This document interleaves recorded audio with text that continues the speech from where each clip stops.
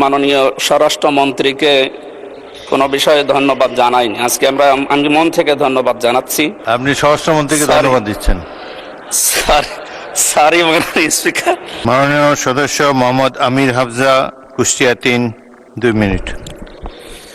আসসালামু আলাইকুম। মাননীয় স্পিকার, সাইবার সুরক্ষার সংশোধনী বিল 2026 20 আগস্ট তারিখের মধ্যে জনমত যাচাইয়ের জন্য বিলটি প্রচার করার আহ্বান জানাচ্ছি। আমি আজ 4 মাস হতে চলছে সরকারের বয়স। আজ পর্যন্ত মাননীয় স্বরাষ্ট্রমন্ত্রীকে কোনো বিষয়ে ধন্যবাদ জানাইনি। আজকে আমি মন থেকে ধন্যবাদ জানাচ্ছি। এই বিলটি মাননীয় মন্ত্রী নিয়ে আসার কারণ, এই বিলের উদ্দেশ্য কারণ এর সাথে নীতিগতভাবে আমি মন্ত্রীর সাথে একমত। মাননীয় সদস্য, বিলটি তো এনেছেন ডাক টেলিযোগাযোগ মন্ত্রী মাহবুব আনাম সাহেব। আপনি স্বরাষ্ট্রমন্ত্রীকে ধন্যবাদ দিচ্ছেন। সরি মাননীয় স্পিকার,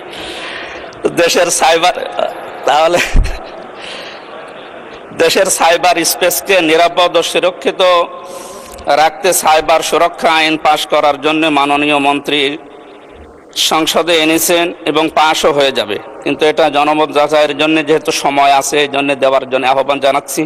এখানে কোরআন হাদিসের যে বিষয়গুলো এই সাইবারের বিষয়ে আমরা পেয়েছি, তার ভিতরে সূরা নিসার 149 নম্বর আয়াতে আল্লাহ রাব্বুল আলামিন এ বিষয়ে বিস্তারিত ব্যাখ্যা দিয়েছেন। ইন তুবদু খায়রান আও তুখফুহু আও তাফু আন সুইন ফাইনাল্লাহা কানা আফুওয়ান কাদিরা।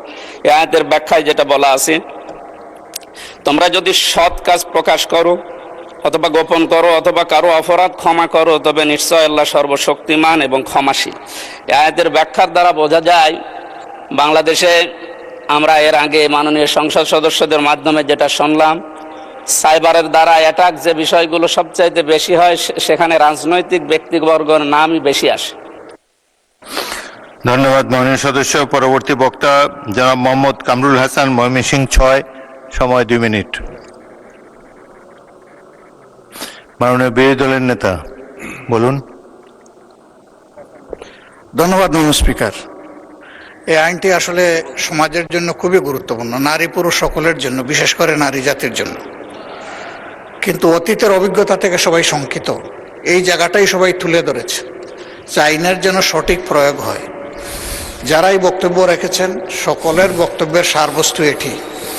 সুতরাং আমার মনে হয় নতুন কিছু আসার নাই। এখন বাকিরা স্যাক্রিফাইস করলে আপনি এটা আগাইতে পারেন। ধন্যবাদ।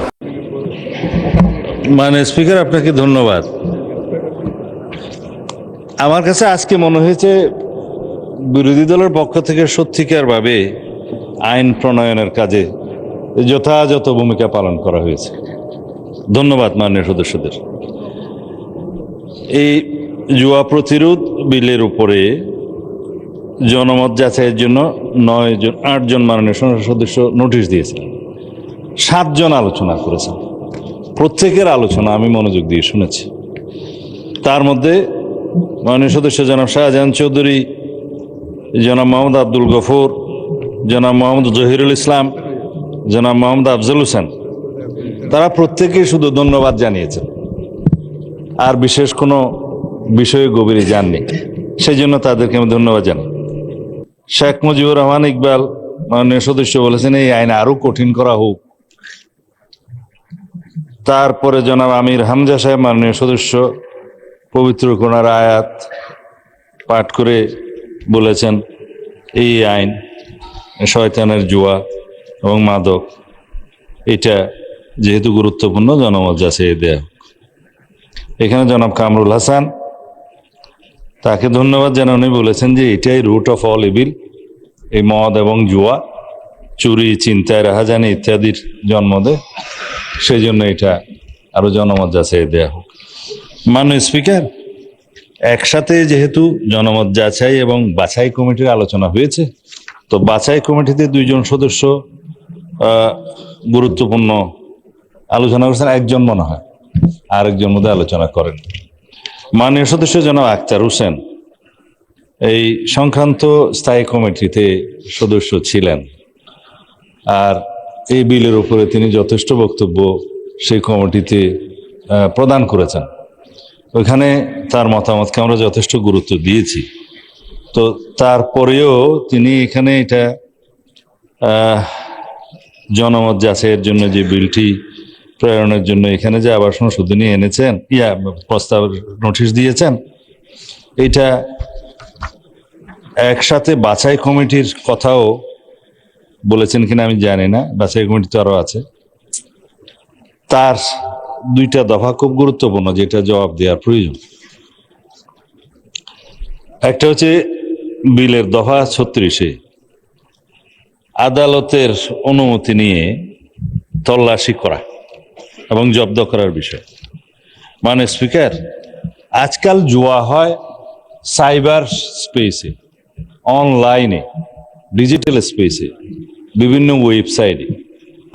এইখানে আদালতের অনুমতি নিয়ে তল্লাশি করার যে সময়টা, সেই সময়ের মধ্যে সেই প্লেস অফ অকারেন্স এবং সেই যে ক্রাইম সংগঠনের, এটা তার মধ্যে অপসারণ হয়ে যাওয়ার সম্ভাবনা আছে।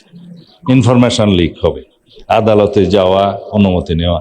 এছাড়া পুলিশের তো একটা ইনহেরেন্ট এখতিয়ার আছে বিভিন্ন সেকশনে, বিভিন্ন আইনে, সিআরপিসিতে, যে অপরাধ সংগঠনের কোনো জায়গায় তল্লাশি, জব্দ এবং গ্রেফতারের, সেটা আমরা এইখানে অনুসরণ করেছি। তো সেই জন্য এই দফায় ওনার যে প্রস্তাব, সেটা গ্রহণযোগ্য নয়। আর দফা 43-এর মধ্যে 43-তে তিনি বলেছেন যে কন্টেন্ট বা চ্যানেল ব্লক করার জন্য website, app, domain, IP address ও যোগাযোগ চ্যানেল ব্লক করার যে ব্যবস্থাটা, যে ক্ষমতাটা দেয়া হয়েছে এই আইনে, সেইটা যেন অপব্যবহার না হয়। তা আমি মাননীয় সদস্যকে অনুরোধ করব, এটা ডিজিটাল সিকিউরিটি অ্যাক্ট নয়, এটা কোনো সাইবার সিকিউরিটি অ্যাক্ট নয়, যেটার উপর আমরা বিল আনার জন্য চেষ্টা করছি। এটা আমাদের আইন প্রণয়ন প্রক্রিয়ার মধ্যে আছে। এটা আমরা ক্যাবিনেটে আলোচনাও করেছি, ড্রাফটও হয়েছে। ভবিষ্যতে বিল আকারে আসলে সেখানে স্থায়ী কমিটিতে যখন যাবে, ওখানেও আপনারা মতামত দিতে পারবেন, এবং দফাওয়ারি যখন সংশোধনী আসবে বা এই জনমত যাচাই বাছাই আসবে, তখনও আপনারা কথা বলতে পারবেন। সেটা আলোচনাটা সেইখানে করার দরকার। এইখানে যে ব্লক কন্টেন্ট ডিলিট করার কথা বলা হয়েছে, সেটা এখন আমরা অনেকটা আনঅফিসিয়ালি এক্সারসাইজ করতে হয়। বিভিন্ন ওয়েবসাইটে যে জুয়া এখন পরিচালিত হচ্ছে অবৈধভাবে, সেগুলো ডিলিট আজকে একটা করে দিলে আগামীকালকে আবার একটা ওয়েবসাইট, আবার একটা অন্য। মাননীয় মন্ত্রী, এখন শুধু জনমত যাচাইয়ের ব্যাপারে আমরা ভোটে দেব, আপনি সংশোধনী সম্বন্ধে পরে বলতে পারবেন। উনি একসাথে বোধহয় আলোচনা করে ফেলেছেন, সেই জন্য ধন্যবাদ মাননীয় স্পিকার। আমি আর সময় নেব না। তা আপনি যেহেতু মাননীয় সদস্য অধ্যাপক মুজিবুর রহমানের ইন্নামাল খামর ওয়াল মাইসু সম্পর্কে বলে ফেলেছেন, আমি আর এখানে জবাব দেওয়ার দরকার নেই। আমরা দুইটাই একসাথে অ্যাড্রেস করছি। মাননীয় সদস্যকে সেদিন বলেছিলাম যে মাদক নিয়ন্ত্রণ আইনটা অর্থ বিল, যার কারণে মাননীয় রাষ্ট্রপতির সুপারিশ গ্রহণ করতে হয়েছে, আমাদের কয়েকটা দিন সময় লেগেছে। তা না হলে জুয়া এবং মাদকের আইনটা দুটোই আমাদের রেডি ছিল, একদিনেই আমরা উত্থাপন করতে পারতাম। তো এইটা আপনার টেবিলের সামনে আছে, উত্থাপিত হয়েছিল পরে আজকে স্থায়ী কমিটিতে, না 2 দিন আগে স্থায়ী কমিটিতে এটা আলোচনা হয়েছে। আজকে স্থায়ী কমিটির রিপোর্ট প্রদান করা হবে। টেবিলে বোধহয় সবার কাছে গিয়েছে, ইতিমধ্যে রিপোর্টটা দিলে। তো সেই রিপোর্ট অনুসারে ওখানে একটু পরিবর্তনও আনা হয়েছে, আপনাদের পরামর্শ মাফিক একটা ধারা অ্যাড করা হয়েছে, সেইটা সহ এখানে রিপোর্ট উত্থাপিত হয়েছে। সেটা যখন আমরা বিবেচনার্থে গ্রহণ করার জন্য আলোচনা করব, তখন মাননীয় সদস্য সেখানে কথা বলতে পারবেন। মাননীয় স্পিকার, এখানে আমার বক্তব্য শেষ। জনমত যাচাই এবং বাছাইয়ের যে বাছাই তো একসাথে আলোচনা হয়েছে নিশ্চয়ই। জনমত যাচাই এবং বাছাইয়ের এই যে প্রস্তাবগুলো, নোটিশগুলো, এগুলো গ্রহণ করা গেল না বলে দুঃখিত। ধন্যবাদ মাননীয় স্পিকার। ধন্যবাদ মাননীয় মন্ত্রী। না, 1 মিনিট মাননীয় সদস্য, এটা আমি শেষ করে নিই। মাননীয়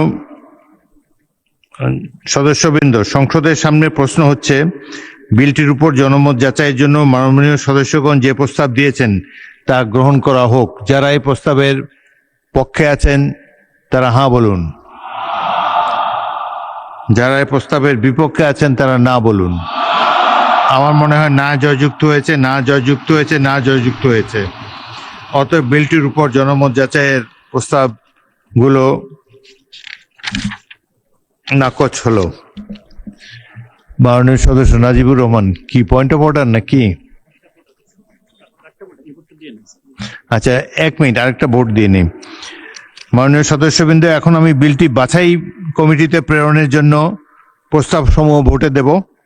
সংসদের সামনে প্রশ্ন হচ্ছে, বিলটি বাছাই কমিটিতে প্রেরণের জন্য মাননীয় সদস্যগণ যে প্রস্তাব দিয়েছেন তা গ্রহণ করা হোক। যারা এই প্রস্তাবের পক্ষে আছেন তারা হ্যাঁ বলুন।